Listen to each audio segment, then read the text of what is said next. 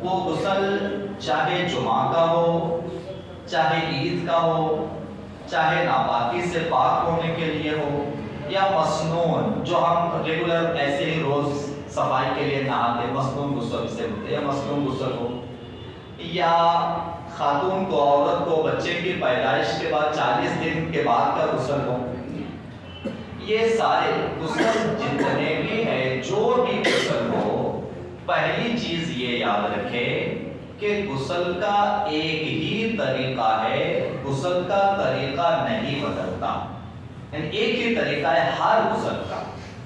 اب رہا مسئلہ نیت اور دعا کا، تو بے شک دعا ہر غسل کی الگ الگ ہے، دعا سے مراد نیت، ہر غسل کی الگ الگ نیت ہے۔ جیسے عربی میں اگر ہم جمعہ کی غسل کی نیت کریں گے عربی میں، تو عربی میں جمعہ کی غسل کی نیت ہے نویت ان اغتسل من غسل الجمعہ، ایسے عربی میں، اور دوسرے بھی ہے عربی میں سب، تو ہم چونکہ عربی کی نیت تو ہم نہیں جانتے، تو اب عربی کی نیت اگر غسل کی یاد نہیں ہے ہم کو، تو آپ کیا کریں؟ عربی میں غسل کی نیت اگر یاد نہیں ہے تو کوئی بات نہیں ہے، جو ہماری اپنی زبان میں، ہم اپنی بھاشا میں، اپنی زبان میں بھی غسل کی نیت کر سکتے ہیں۔ نیت کی میں نے جمعہ کے غسل کی، اگر اتنا بھی کہہ دیا تب بھی نیت ہو جاتی ہے۔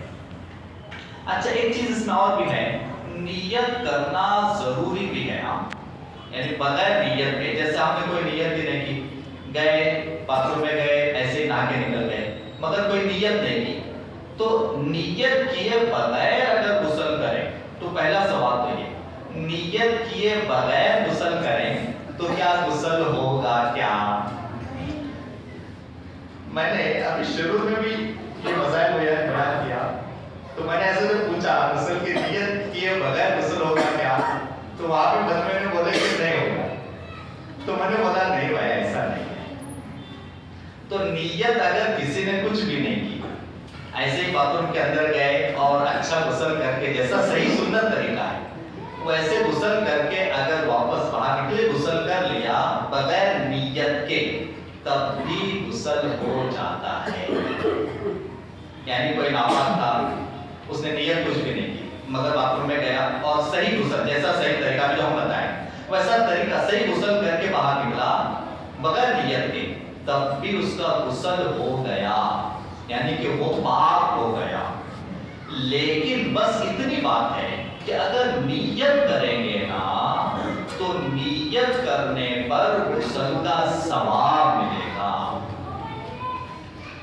جیسے بغیر نیت کے غسل کریں تو غسل تو ہو گیا لیکن غسل کا ثواب نہیں ملا، اور اگر نیت کر کے غسل کریں گے، جیسے کہ جمعہ کا غسل بغیر نیت کے کسی نے کیا، یعنی کوئی نیت نہیں کی، کچھ نہیں پڑھا، گیا باتھ روم میں جا کے نہا کے نکلا، غسل ہو گیا، لیکن جمعہ کے غسل کا ثواب اس کو نہیں ملے گا۔ تو غسل کا ثواب ملنے کے لیے نیت کرنا ضروری ہے، اور نیت یہ صرف زبان سے، اپنی زبان میں بھی کہہ لیں گے یا دل میں صرف سوچ ہی لیں گے تب بھی نیت ہوتی ہے، کہ جیسے میں غسل جمعہ کے لیے کر رہا ہوں، میں عید کے لیے غسل کر رہا ہوں، یا میں ناپاکی سے پاک ہونے کے لیے غسل کر رہا ہوں، بس اتنی نیت کر لی دل میں، یا زبان سے اتنا لفظ بول دیا، تب بھی نیت ہو جائے گی، ثواب مل جائے گا۔ اب آتے ہیں غسل کے طریقے کی طرف۔ غسل کا طریقہ کیسا ہے؟ جب ہم غسل، ابھی یہ سنت طریقہ ہے، مختصر میں سنیں اور اچھی طرح سے یاد رکھ لیں، یہ غسل کا صحیح سنت طریقہ ہے۔ غسل کا سنت طریقہ یہ ہے کہ غسل خانے میں جانے کے بعد سب سے پہلے ہمیں اپنے ہاتھ دھو لینے ہیں، یعنی جو پونچھوں تک، کلائیوں تک آتے ہیں، یہ سب سے پہلا کام ہے۔ آپ کو معلوم یہ بہت امپورٹنٹ ہے، بہت ضروری ہے، سب سے پہلے ہاتھ دھونا۔ کیوں آپ کو معلوم؟ کیونکہ جو غسل کے پانی کو ہم نے جو لیا ہے، بالٹی میں جو پانی لیا ہے ہمیں نہانے کے لیے، جو غسل کا پانی بالٹی میں ہم لے کے نہانے والے ہیں، اس بالٹی میں یا اس پانی میں اگر ہم نے بغیر دھوئے، یعنی ابھی ہاتھ دھویا نہیں تھا، بغیر دھوئے اگر اس میں انگلی یا ہاتھ ڈال دیا، تو اب اس पानी से गुस्ल नहीं कर सकते। फिर दोहरा देता हूं कि जो बाल्टी हमने गुस्ल के लिए, नहाने के लिए ली है, जो पानी, अगर उसके अंदर हमने बगैर धुला हाथ, यानी अभी हमने हाथ धोया नहीं था, बगैर धोए हाथ अगर उसके अंदर हमने डाल दिया, तो अब वो पानी गुस्ल को नहीं चलता, उससे गुस्ल नहीं होगा। ये बहुत अहम चीज है, अहम मसला है, इसको हमेशा याद रखिए। गुस्ल के पानी में हाथ नहीं डालना है, कब तक? जब तक धो नहीं लेते। एक बार हाथ धो लिया, सिर्फ इतना ही, एक मतलब हाथ अच्छी तरह से धो लिया ना, अब धो लेने के बाद हाथ डालने में कुछ भी हर्ज नहीं है, मगर धोए बगैर डाल दिया तो वो पानी से गुस्ल नहीं होता। ये एकदम बड़ा और क्लियर मसला है।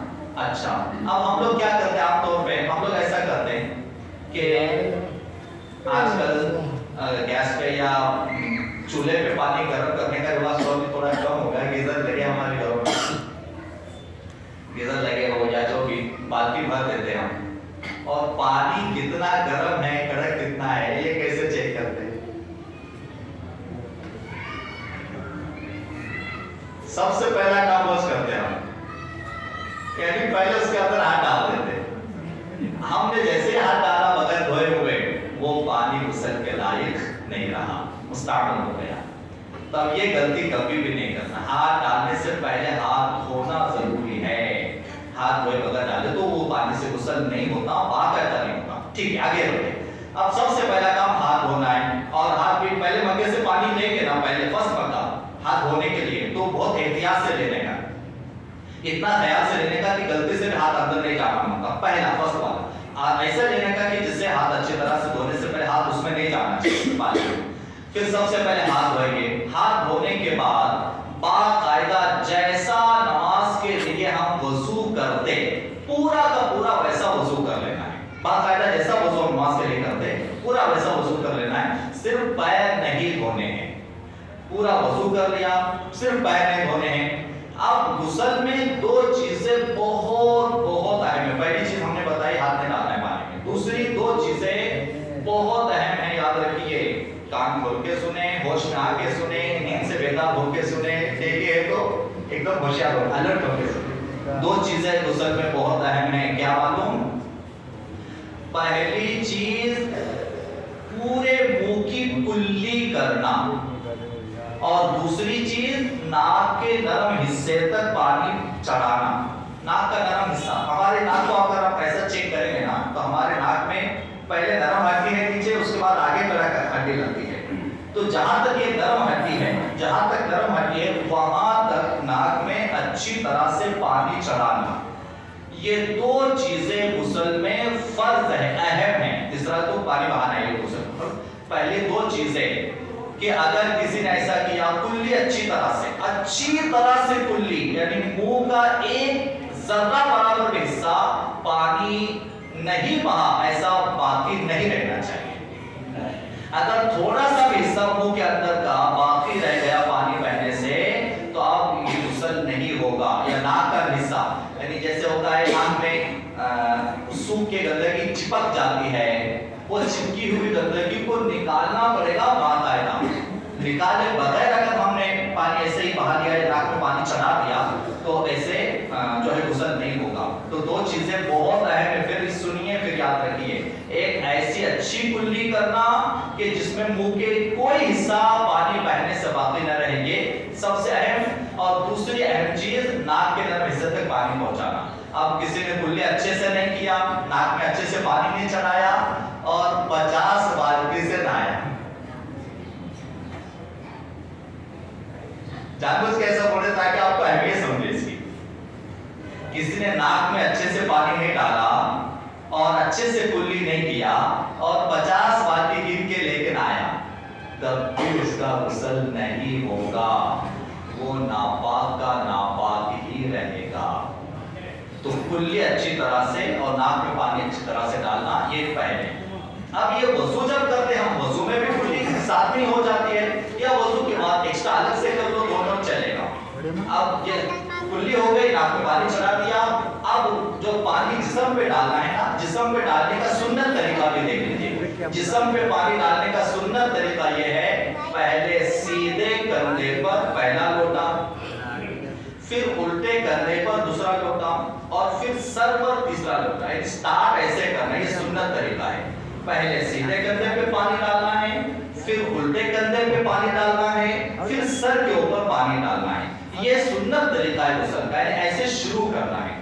और फिर अब पूरे बदन पर, पूरे जिस्म पर ऐसे पानी बहाना है कि सर के बाल से लेकर तलवे के नीचे तक पूरे जिस्म पे एक बार बराबर भी जगह सूखी नहीं रहनी चाहिए।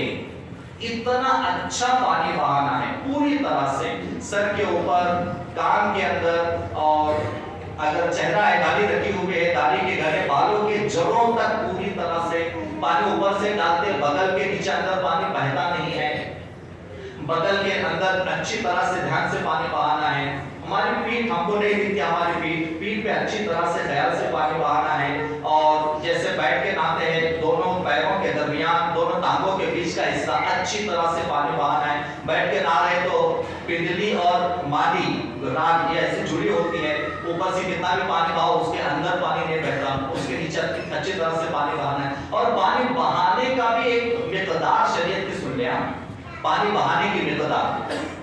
एक होता है जिस्म का गीला हो जाना, और एक होता है बहाना पानी का। गीला होना किसको बोलते हैं? मेरा हाथ अगर मैंने ये थोड़ा पानी में भिगाया और वो हाथ अगर पूरे हाथ पे फेर दिया तो पूरा हाथ गीला हो जाएगा मेरा।